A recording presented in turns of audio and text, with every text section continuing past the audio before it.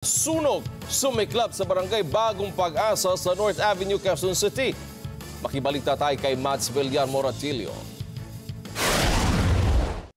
Dahil sa mabilis na pagkalat ng apoy, halos walang nailigtas ang ilang residente sa nangyaring sunog sa barangay Bagong Pag-asa sa North Avenue sa Quezon City kahapon. Yun lang, birth certificate lang, saka yung card nga niya, naiiwan ko. Tapos wala natira. Taranta na kami sir, kaya ito lang inuna ko. Oo.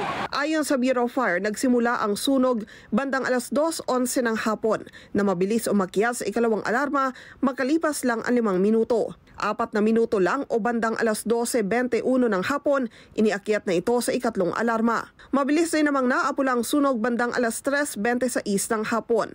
Ayon sa BFP, bukod sa may hydrant sila malapit sa lugar, tumulong rin ang mga residente. Nakatulong rin po yung mga tao po na mga barangay po mismo. Nagtulong-tulong po sila mag-bucket relay. Kung napansin nyo po kanina, nagtulong-tulong din po pati yung mga tao po para hindi po lumaki yung apoy po. Isang fire volunteer ang nagtamo ng minor injury sa kamay. Wala namang naitalang nasawi sa insidente. Patuloy pang investigasyon ng BFP sa pinagmulan ng sunog. Tinatayang nasa higit 100,000 piso ang halaga ng pinsala ng nangyaring sunog.